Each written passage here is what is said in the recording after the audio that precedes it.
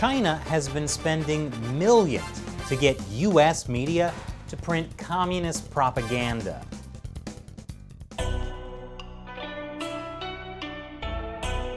Welcome back to China Uncensored. I'm Chris Chappell. Our precious media, the fourth estate. Where would we be without the trusted mainstream media? We'd probably be watching some jerk on YouTube. This will probably come as no surprise to you, unless this is your first time watching this jerk on YouTube.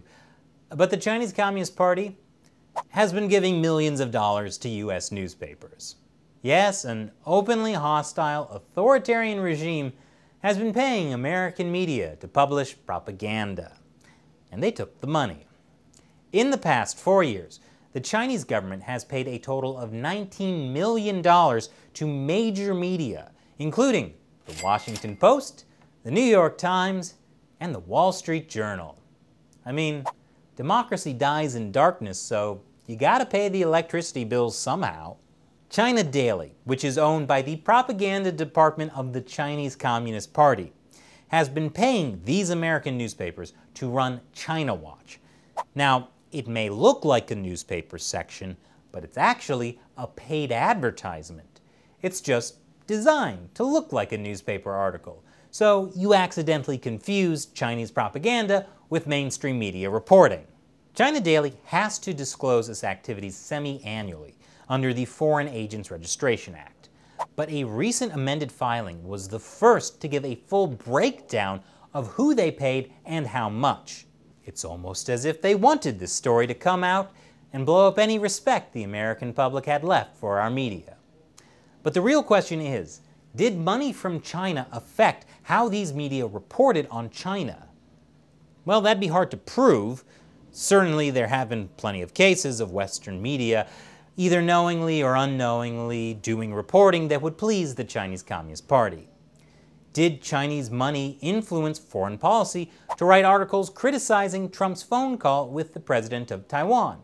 Did the millions paid to the Washington Post result in critical reporting of the trade war? Or did the $50,000 the New York Times got lead them to publish opinion pieces like this, or this, or this? Okay, probably not, because $50,000 isn't a lot to a company that got $531 million in advertising revenue last year.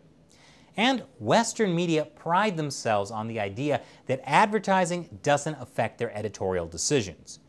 So, maybe it's not the money. Maybe it's the fact they all wanted the Communist Party to allow them to have reporters stationed in China. Well, the joke's on them. Bye-bye Beijing Bureau. But even more worrying than the stories these media report are the stories that they won't report. They might bury stories because of external pressure from Chinese officials or internal pressure over losing business in China, like how Bloomberg News silenced its own journalists for reporting on China corruption. So on one hand, the Chinese Communist Party is directly or indirectly censoring news about China, while on the other hand, they're paying Western media millions of dollars to spread the party's propaganda. And it's not limited to China Daily or US media either. Apparently, now The Economist is taking money from state-run Xinhua News Agency.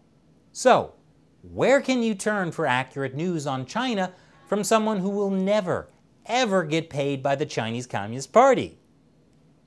This jerk on YouTube. Unfortunately, China Uncensored is on a platform that has censored insults to the Chinese Communist Party and demonetizes videos about sensitive topics like the anti-CCP protests in Hong Kong. That's why this show is mostly funded by viewers like you, who contribute to us through the crowdfunding website Patreon. I call our supporters the China Uncensored 50-Cent Army. As a thank you to them, I answer their questions at the end of the show. Today's question comes from Straven. Can the WHO continue to operate as usual despite America pulling out alongside our massive funding support? The World Health Organization. Another supposedly independent body we were supposed to be able to rely on, but sold out to the Chinese Communist Party instead. Now, that's a very good question. The US was the largest single contributor to the WHO, about $450 million a year. until Trump announced at the end of May that the U.S. would stop funding them. Because they have failed to make the requested and greatly needed reforms, we will be today terminating our relationship with the World Health Organization. China, on the other hand, contributes only about $40 million per year. But if you're a fan of the WHO, don't worry, they'll survive. Their biggest funder now is the Bill and Melinda Gates Foundation. In fact, the Gates Foundation has upped their contribution, bringing the total to more than $250 million per year. But that's still nowhere near replacing the $450 million the U.S. gave. Does that mean the WHO will now be chronically underfunded and we'll all be less safe? Probably not. The WHO is plagued with corruption. For more on that, check out our episode Coronavirus, How WHO Corruption Helped It Spread. Even the division that handled emergencies like the coronavirus was chronically underfunded, while the WHO racked up huge travel costs, including first-class airfare and five-star hotels for WHO officials. So if operating as usual means waste and corruption, then I hope the WHO won't be able to operate as usual now that the US is pulling funding and redirecting it to other health-related causes. But really, the World Health Organization is just one manifestation of the incredible power China holds over the entire United Nations.